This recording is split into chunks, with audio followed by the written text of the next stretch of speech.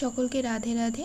আজকে রাধা অষ্টমী। তো রাধা অষ্টমীর দিনে রাধা রানীর প্রিয় একটি খাবার আজকে আমি রান্না করব, সেটা হচ্ছে কচু আলুর দম। রাধা রানী কিন্তু যে কোনো ধরনের কচুর তরকারি খেতে খুব ভালোবাসে, তো তাই জন্য আজকে আমি রাধা অষ্টমী উপলক্ষে কচু আলুর দম বানাবো। তো চলুন দেখে নেওয়া যাক এই দমটা বানানোর জন্য কি কি লাগছে।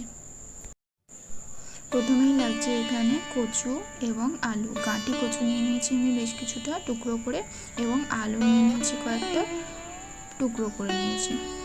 এরপরে লাগছে আপনার টমেটো পিউরি করে নিয়েছি, তারপরে ফোড়নের জন্য 5 ফোড়ন, তারপরে এখানে আদা, জিরে গুঁড়ো, ধনে গুঁড়ো, হলুদ গুঁড়ো এবং লঙ্কার গুঁড়ো।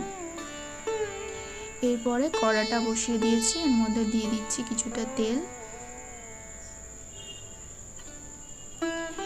তেলটা গরম হয়ে গেলে এর মধ্যে দিয়ে দেবো আলু। তেলটা গরম হয়ে গেছে, এর মধ্যে আমি যে আলুগুলো কেটে রেখেছিলাম সেই আলুগুলো দিয়ে দিচ্ছি। এই আলুগুলো দিয়ে প্রথমে আলুটাকে লাল লাল করে ভেজে তুলে নিতে হবে। প্রথমেই আমি আলুগুলোকে ভালো করে লাল লাল করে ভেজে নেব।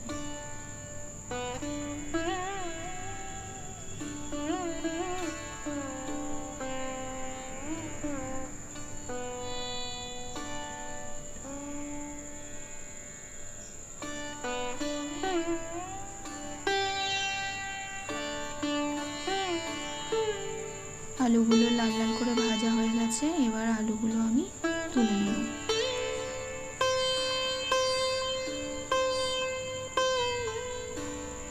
এরপরে ওই তেলের মধ্যে দিয়ে দিলাম একটা তেজপাতা, 5 ফোড়ন, এবং তারপরে একে একে মশলাগুলো দিয়ে দেবো। তার আগে একটু তেজপাতা আর 5 ফোড়নটাকে একটু নাড়িয়ে নিলাম।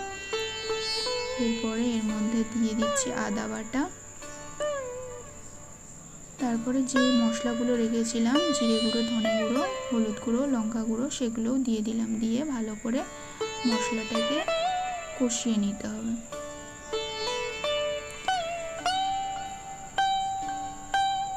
এরপর এর মধ্যে টমেটোর যে পিউরিটা ছিল সেই টমেটো পিউরিটাও দিয়ে দিলাম। এবার এই মশলাটাকে ভালো করে একদম লো ফ্লেমে কষিয়ে নিতে হবে।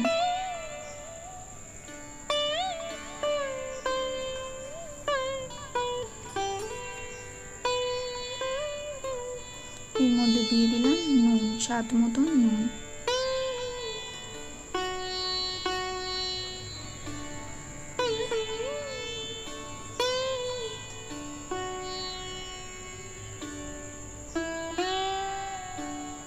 মশলাটা ভালোভাবে কষানো হয়ে গেলে তার মধ্যে আলু এবং কচু যেটা ছিল সেটা দিয়ে দিলাম।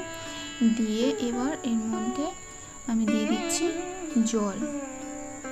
সমস্ত মশলাটা কষিয়ে নিয়ে তার মধ্যে আলু কচুটা দিয়ে ভালো করে কষিয়ে নিয়ে এবার তার মধ্যে আমি জল দিয়ে দিলাম, পরিমাণ মতন জল, যাতে আলু কুচিটা সিদ্ধ হয়ে যায় সেই পরিমাণ মতন জল। আর একটু জল লাগবে, আর একটু জল দিয়ে দিলাম। এবার এটাকে আমি ঢাকা দিয়ে দেবো।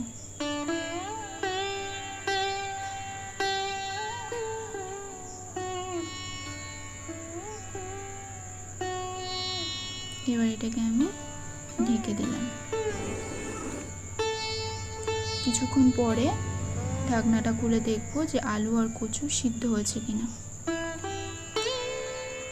তরকারিটা হয়ে এসেছে,